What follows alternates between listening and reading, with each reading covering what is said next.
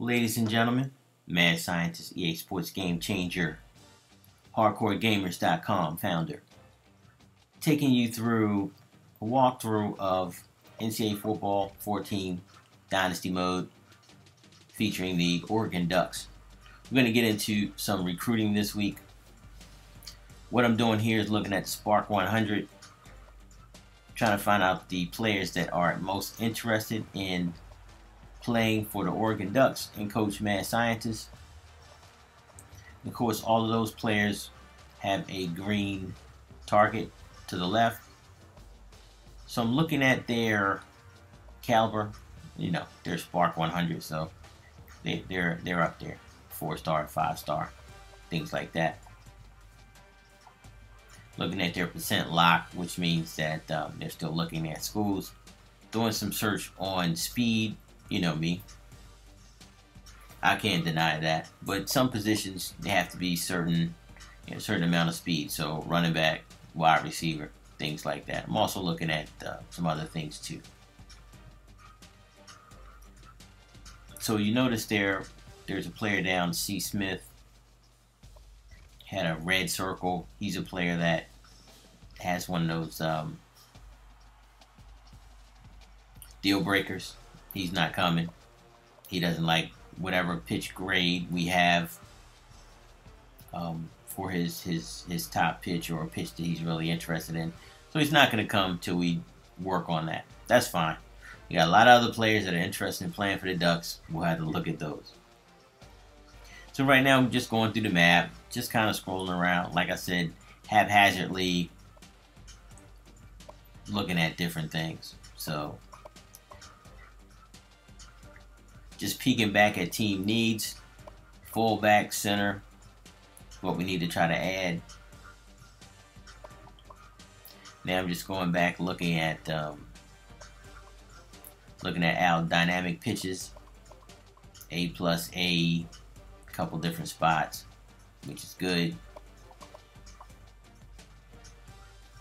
So we have a team that's ideally set up to do some really good recruiting. We're going to need that in the Power Dynasty that I'm in.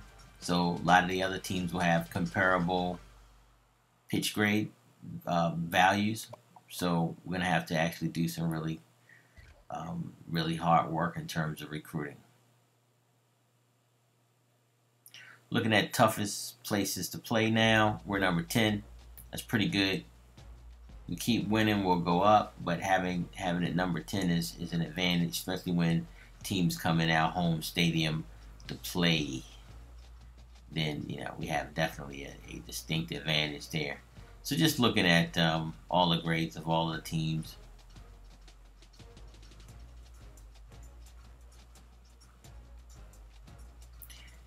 Cool thing is that this changes during the season as teams win and lose. You lose a couple games, you'll move down. You win a couple games, you'll move up.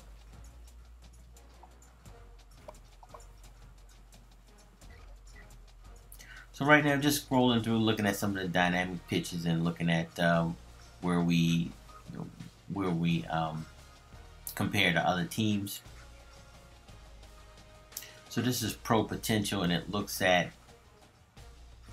a number of factors. I think it's mostly OVR and things like that. So it'll kind of rate your team as players, or based on players that are going to go in the first, second, third, and fourth through 7th rounds in the pros. I think they look at mostly OVR and things like that. I think that's what dictates it. So, that's important. You have a lot of players on your team that look like they'll go to the pros. Then that attracts recruits that are interested in going to the pros. So pretty cool stuff. As that changes on your team, that dynamic pitch changes for your overall team. It's pretty cool. Pretty cool thing. Coach prestige, stability, I think those are going to go up as we stay at the school a number of years. But right now we're sort of starting afresh. And so we're going to kind of move up.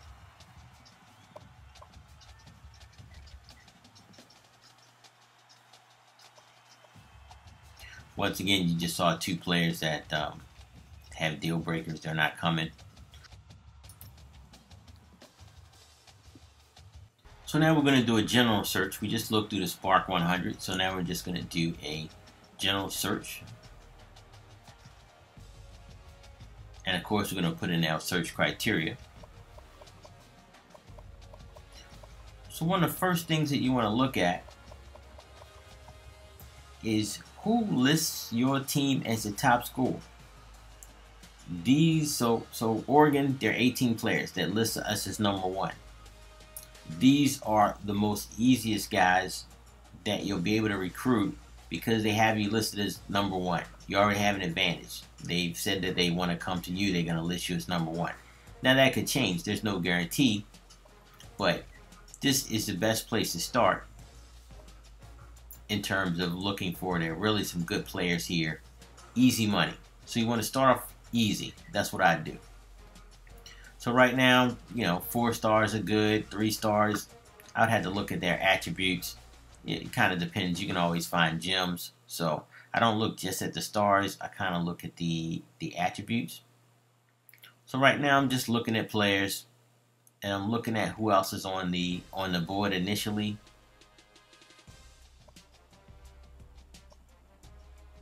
Running backs, of course, looking at speed, size.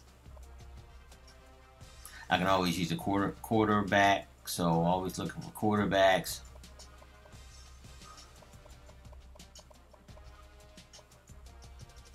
You notice you also see the overalls. You'll notice the overalls generally going down as you go down the list of caliber. So 2 stars, 1 star, those things should be a lot lower than 5 and 4 stars. So right now I'm selecting a couple players to put on the board. Beck, Johnson, Christian. They look pretty good.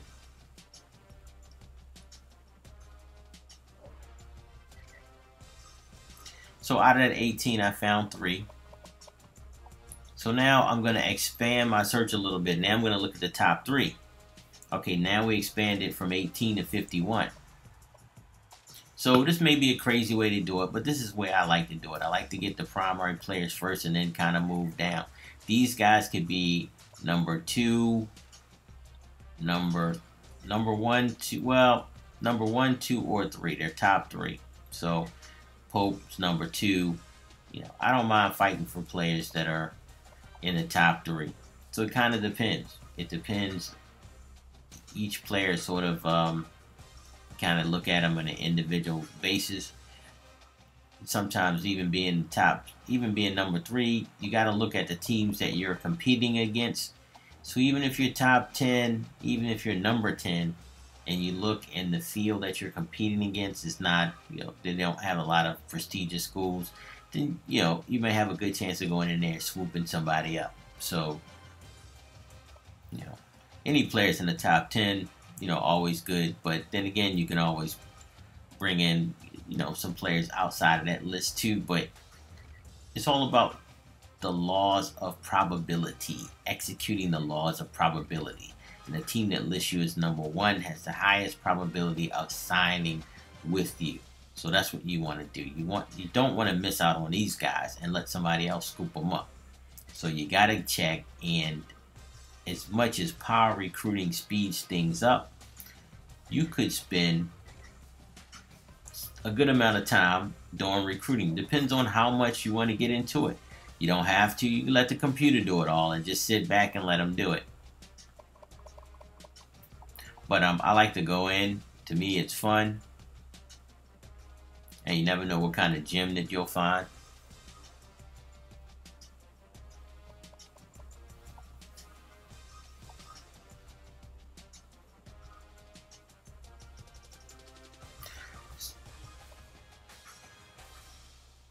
So right now, I think we're looking at the players that have us in their top 10.